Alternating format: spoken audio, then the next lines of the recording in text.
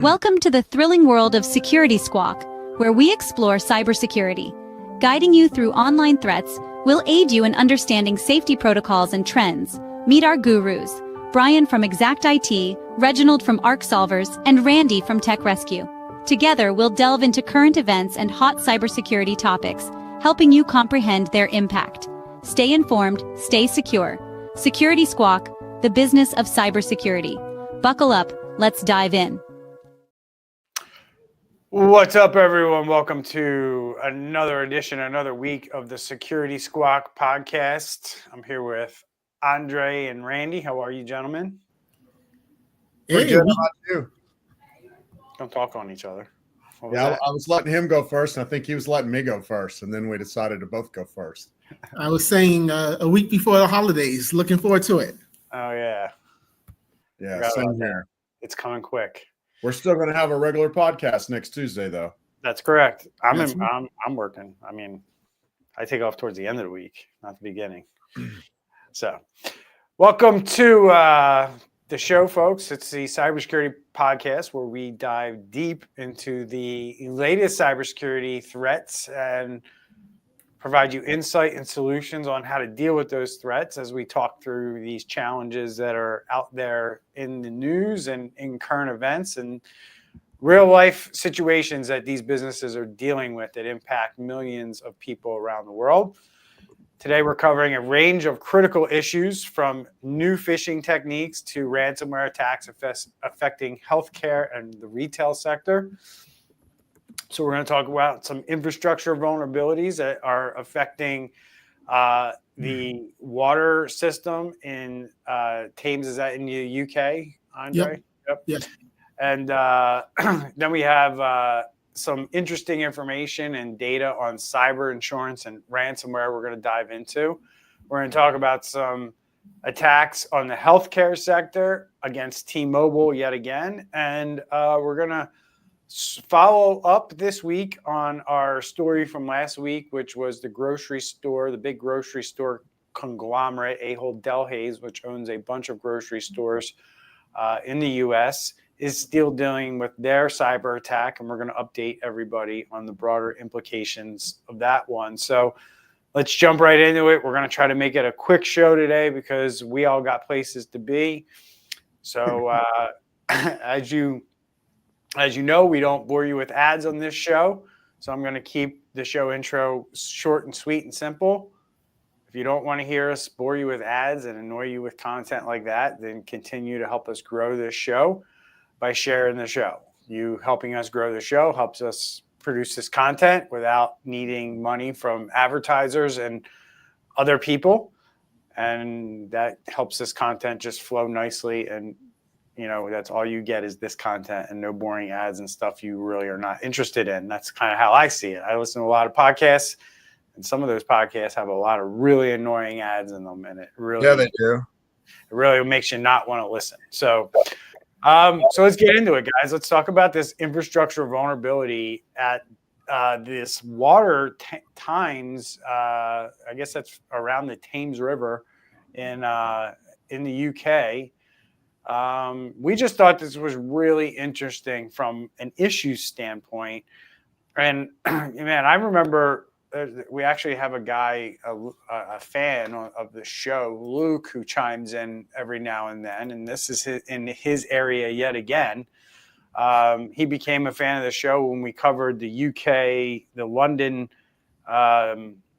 transportation incident. And now here we are again with another critical infrastructure, public-facing organization that is now impacted in the UK. So what's going on here, Andre?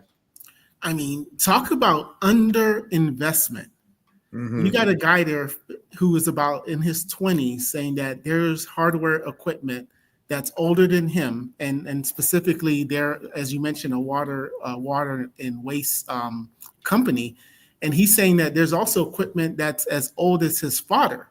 So we got stuff since the 1980s, 1970s that's there that they have not upgraded.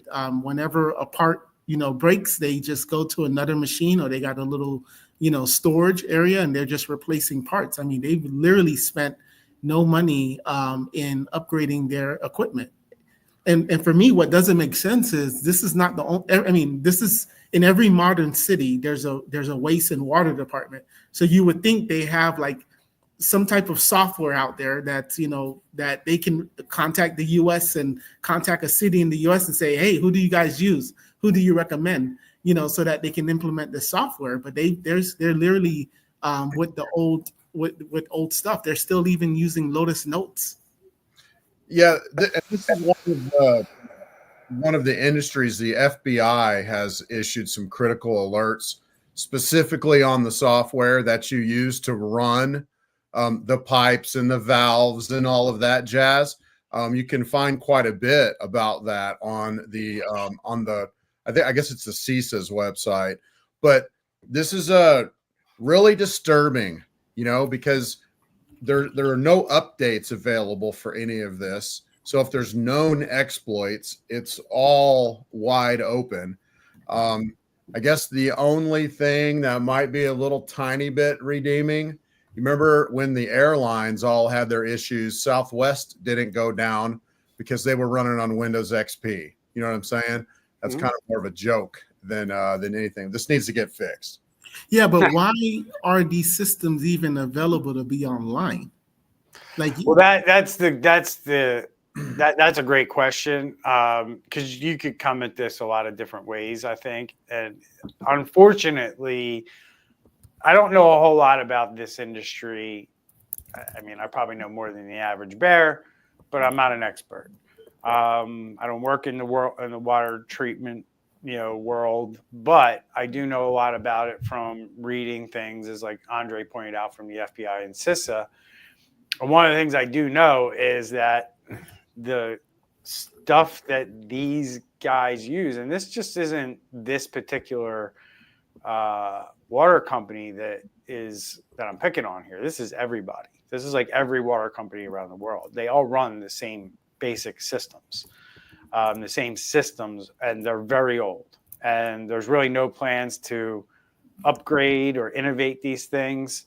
And I think that also builds a culture of kind of like, hey, if it's not broke, don't fix it type of thing. Like we're like that machine's working over there. Why are we going to go upgrade it? But you see that culture, Andre, spilling over into other areas. There's no need for these guys to be on Lotus Notes. Right? That is not running a valve or, some controller that's, managing this stuff for them. We hope. We hope, you're right. It could, some message could be going to Lotus Notes that some system needs to pick up somewhere, and who knows? Yeah, you could be right there. But yeah, maybe it is. And if that's the case, then okay, I guess. But if people are literally sitting there sending email using Lotus Notes, that's a little crazy to me. So, and and I think why this article stood out for us is because we're dealing with this now. This is the extreme. Okay, hadn't been replaced in a long time. Not putting money towards the IT budget. Not thinking about cybersecurity. So this is the extreme, but we really deal with this like all the time, y'all. And it's different levels. And so maybe they're, kind of up to date, but they're not putting money towards it. Maybe they're not up to date. I'm talking about other businesses. It's just an ongoing issue that we see all over the place. Yeah, it is. It's that, I guess I'll talk about this a lot since I've started to kind of mention it. And it's important to point out that the total addressable market is it was around $4 trillion for cybersecurity spend, and businesses are spending about $400 billion on cybersecurity. So when you have that much of a gap in what you're supposed to spend to what you're actually spending, these are the problems you're going to have. Okay, so while this is probably, guys, I would say in the bell curve, it's not the average, but I would say most businesses are in a bad spot. This this company's kind of like in a really, really, really, really bad spot. They're like at the far end of this. Like most companies aren't this bad, but there's very few companies that are good either, right? So does that make sense what I'm saying? Like this company's pretty bad. Most companies aren't this bad, but let's not paint a rosy picture that all companies or most companies are doing the right thing, because they're not. But this is really bad. I mean, and the other thing too is that I found in this article, guys, this organization, I don't know how they're funded, but they're like $15 billion in debt, or 15 pounds in debt, and $20 billion. So not only are they have tons of debt, but they also have these systems that need to be upgraded. I don't know, maybe they got to look at privatizing that or something. It sounds horrible. I don't know. So, well, yeah. Go ahead. Well, it's not really part of the show. I was just going to say that's what they did here in Texas. Most of our water supplies are privatized. How's that going? Well, it actually works pretty well, but then, do you trust a private company to make sure you got clean water? You know what I mean? Should the water be tested more? It's only tested a couple times a year. But yeah, so far it's working. We'll see. Well, I mean, what's that? I said you've been coughing lately. Yeah, exactly.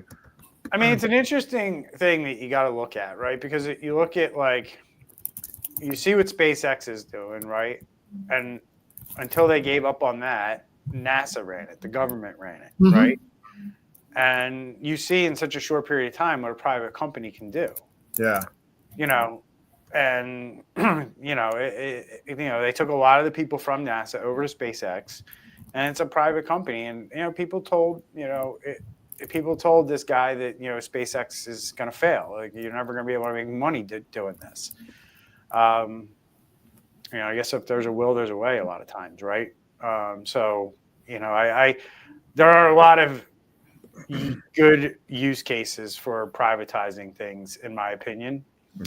I see the private chat blowing up over here. I can't wait to see what that says. All good. So we'll see where this goes. But when you look at this and you look at an entity like this, it's probably government run or in some way government run. It's in such bad shape. This is something you got to look at. Like, can a private company do this better? So we'll keep everyone up to date on that, but it's looking pretty bleak over there. Yep. So let's talk about the thing that they're going to need if something bad happens over there, which is cyber insurance, guys. And starting to hear a lot about cyber insurance at the end of 2024, and I don't know why that is. I'm starting to speculate that there's going to be some changes in 2025 to cyber insurance to a massive degree by cyber insurance companies, because there's a lot of adverse information coming out from both sides of the coin, I think, from both what cyber insurance companies are experiencing plus what businesses are experiencing. In other words, cyber insurance doesn't seem to be a match made in heaven for businesses and insurance companies. We're starting to see more and more companies forego even filing a claim, even when they have cyber insurance. That's a stat that I just read the other day, that number is increasing to like 20-30% of businesses, when they get that, those cyber experts that come in and basically tell them what the lay of the land is, and they weigh their options and they go, well, if I file a claim, then I have to go through this. Versus if I don't, then I don't have to go through this, and I can kind of handle it more on my own. I mean, that's a thing, right? When somebody lays it out to you, like, hey, if you file this claim, here's what's going to happen, right? And you lose, as a business and a business leader, you lose a lot of your autonomy to make decisions when somebody else is footing the bill for you. So let's talk about what's in this article around cyber insurance, right? Cyber insurance policies often cover ransomware attacks, including ransom payments, data recovery costs, system repairs, and business interruption expenses. And insurance can help manage financial impact of ransomware attacks, but it's not a substitute for robust cybersecurity measures. There's increasing costs and a challenging landscape, as I've kind of laid out when I introed this talk. Ransomware attacks have led to significant increases in cyber insurance premiums and more stringent cybersecurity requirements for insurers. And the average ransomware payment rose from $312,000 in 2019 to $570,000 in 2020, and that's lagging data. So we're 3-4 years behind that. What have you guys seen as interesting information out of this article? Those are kind of a couple things that I saw at the beginning of the article. What are you seeing out of this article that you want to discuss? So my concern is, okay, great. You don't go to your insurance company and you let's just say you did get a cyber attack, you got ransomware, and now you're recovering from your backup. But are you, with the insurance, they're going to give you companies and tools and people that's going to help you not only recover, but do forensics. So is it more like, okay, IT, thank God, had a backup. We recover from the backup. We change a couple of passwords and we move forward. Versus with the insurance, they're going to give you the whole package. So that's my concern is, you cheapen, not want to say cheapen out, but you don't get insurance involved. But then you think you dodged the bullet, but not really doing it all the way properly. Right. And what definitely a risk, right? You don't know who you're hiring. You don't know if your IT or whoever's consulting with you is actually giving you good, proper sound advice and you're doing it right. Go ahead, Randy. Yeah, and I guess for me, there's a part in the article where they talk about how questionnaires are becoming, they used to be simple, and now they're asking things like, do you have segregation of production and backup data? Do you have encryption of your backups? Do you do disaster recovery testing? Like a lot of things. And then I would probably add to that, I'm also seeing some actually get shorter, and they're just assuming that you're doing these things. And then maybe it's down in the fine print somewhere. And then they'll come back when it's time to pay and say, well, gross negligence. You didn't have multi-factor turned on. You didn't have your backups. And then I guess the other thing here, we know that the amount of loss from ransomware has actually skyrocketed this year. And so with all of that said, if they're not paying the ransom through the insurance company, where's all that loss coming from? I mean, I have some ideas, obviously, but they don't really go into that in this particular article. And then, I think the loss is they're just writing a check. At the end of the day, they have the money and they're writing a check. And they're deciding not to go through insurance for those various reasons, right? Because they know your premium's going to go up, right? When you go to renew, your premium's going up, and you're going to have that black eye on your company for a long time, before it comes back down. So they'd rather not deal with that, right? Plus, you're hamstringed as a company as to what you can do in the recovery process. And that's well known at this point, which I don't think people realized that maybe 2 years ago, that how much the insurance company takes control over the situation, all the way down to paying the ransom. It's really up to that insurance company whether they want to pay the ransom at some point. It's their money, not yours. And that's one of the things that was pointed out in the article, that Ann Neuberger from the White House has called for the insurance companies to stop covering ransomware payments. We'll help you get back up on your feet, but we're not helping you pay criminals. It's a good thought. I don't know. We know that sometimes the ransomware decryptor key is the thing you need to get fully back up and running because you don't have all those things, right? The other interesting thing that I found in this article, guys, is the kind of call out here that the insurance companies and the underwriters have been missing the mark on what it costs to actually recover a company. Insurance payouts exceeded 70% of premiums, leading insurers to adjust their offerings, meaning they had to pay more than what they thought they were going to have to pay when a certain size company was hit.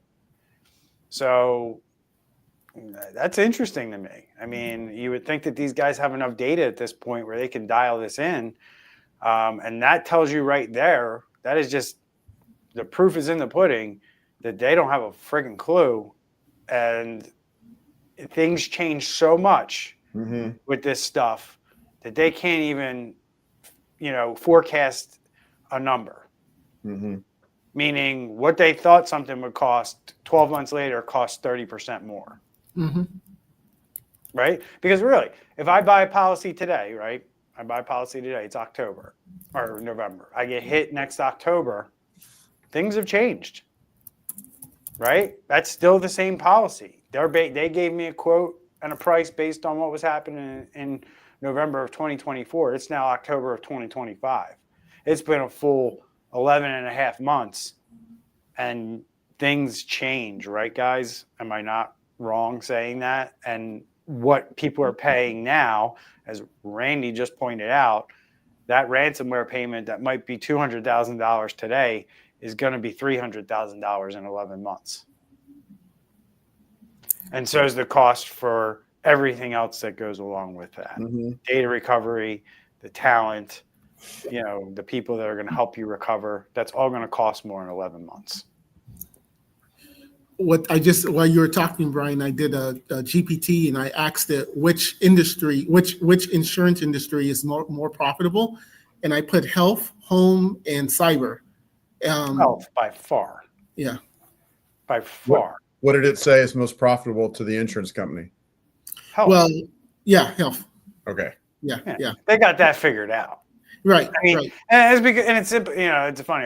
This is off topic, and I'll just be quick. But like I was listening to Bloomberg this morning, and some weight loss drug, Novo Nordisk weight loss drug, is sold here in the United States for like $1,300. Yep. For a 1 month dose, and they just got it approved in China, and it's only going to sell for like $110. Yeah. Why? Because the insurance company set that price. Right.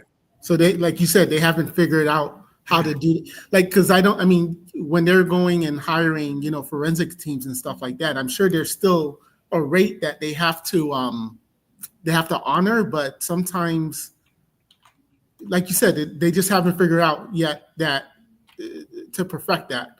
And so, yeah, it'll be very interesting, like you said, next year, and especially with the new administration, what's going to happen with that. Sorry, go ahead, Brian. I was going to add. I was going to go to the next one because we got. To add to that, with health insurance, there's a lot more people and a lot more stuff that's just statistically true across the board, so it can be dialed in better. Where with ransomware and cybercrime in general, you don't know exactly how you're going to get hit. You don't know exactly if it will affect your customers or not. It's going to affect your employee morale or not. I mean, there's a lot of unknown variables that change all the time. 100%. Good point, Randy. Let's move along here. Let's go into the next article, which is this whole healthcare sector that's having a massive challenge around ransomware attacks and cyber attacks. And this particular segment, we're going to discuss the healthcare sector becoming a prime target for cyber criminals facing an unprecedented surge in cyber attacks that threaten patient safety and data privacy. I'm getting feedback from you, Rondre. I'm just going to mute you real quick. The continuity of critical medical services, and in recent years, the frequency, sophistication, and severity of these attacks have escalated dramatically, with ransomware emerging as a particularly devastating threat. These healthcare organizations are attractive targets due to their vast stores of sensitive patient data, reliance on interconnected IT systems, and also medical devices. The critical nature of their services makes them a huge target, and the COVID-19 pandemic has further exacerbated the vulnerabilities as a rapid shift from remote work and telemedicine has expanded this industry's attack surface. So let's talk about the ever-evolving landscape of security threats in healthcare quickly, exploring the reasons behind this sector's vulnerability and impacting and the impacts of these recent high-profile attacks. What do you guys think is going on here in the healthcare sector? I'll just go to both, one of each. I'll go to Randy and then Andre. We know healthcare is having major issues with this stuff. What is the one thing that comes to your mind about the healthcare industry that you think could make a massive difference in turning things around for them? You're muted. You're muted. Sorry about that. Yep.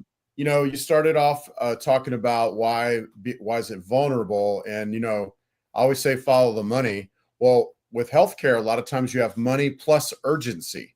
So if it's a hospital, why are most people aren't in the hospital on vacation? Nobody is. They're all there to get something fixed that needs to be fixed. So there's a little bit of urgency. So if the criminals can twist the arm just a little bit, they're probably more likely to get a payout. How can we reduce the vulnerability? One thing. Wow. I know it's hard to pick one thing, but just pick one thing. I mean, yeah, I'm going to go with one. I'm going to go with up-to-date systems. Okay. We all have a hobby. All three of us do it. When we're in the doctor's office or the hospital, we look to see what OS they're on. Common to find an operating system from 20 years ago, 10 years ago, 8 years ago. So, hey, newsflash to everybody watching this. As Andre rolls through all the old versions of Windows that we grew up on, Windows 10 is also end of life next year.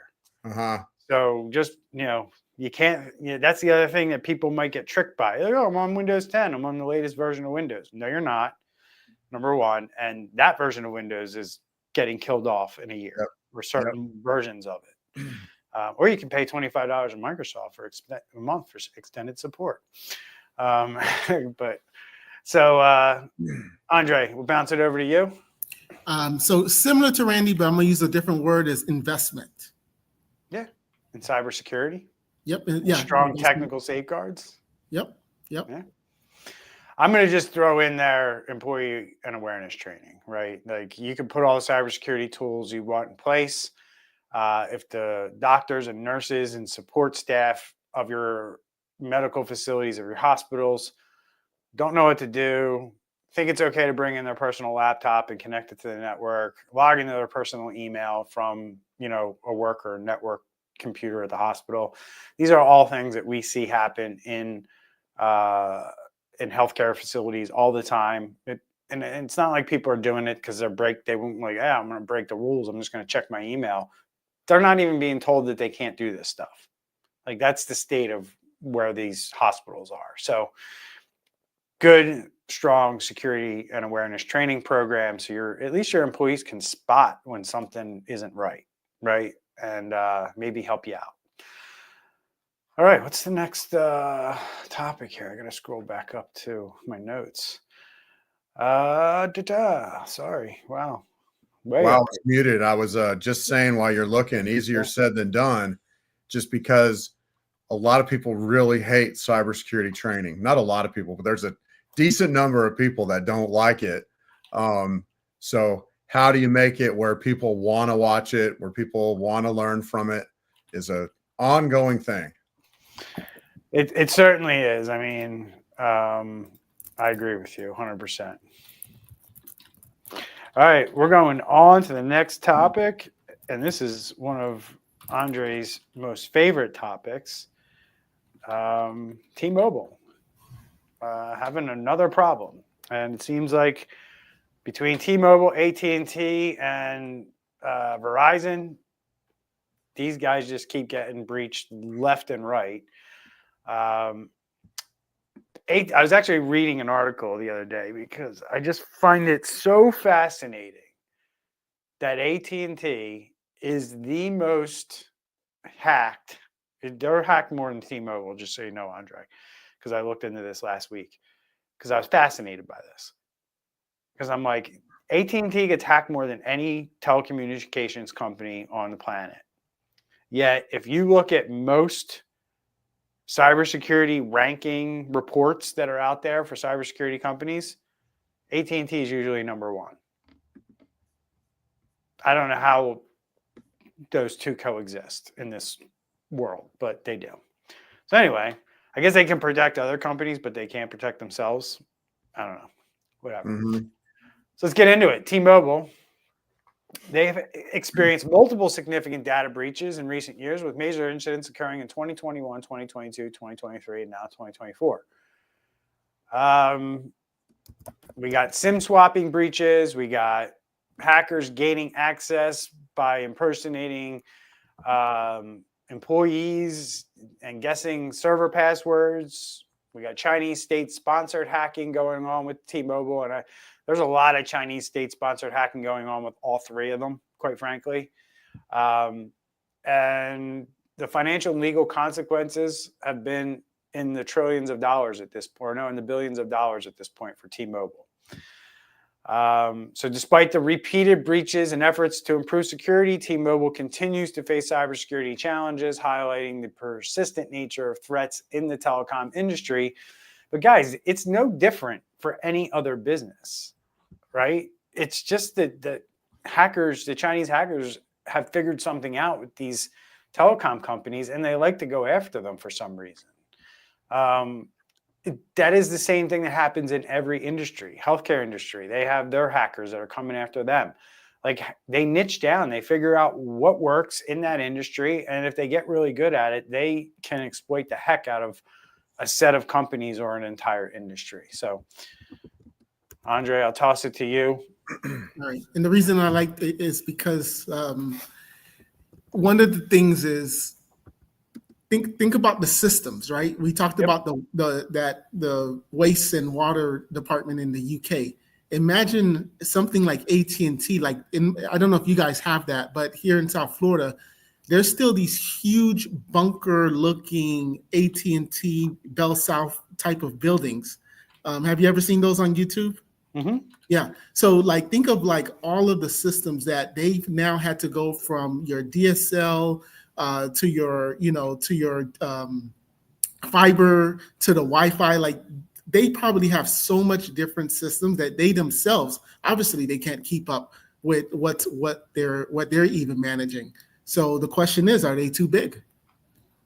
Where they need to maybe say, you know what, we need to just break apart so that we can just focus, and every Wi-Fi wireless has their own CEO and own thing, and like, because this is like, it's totally unacceptable. Spoken like a true regulator. Yeah. No, I live in Florida. I'm not a regulator, I promise you.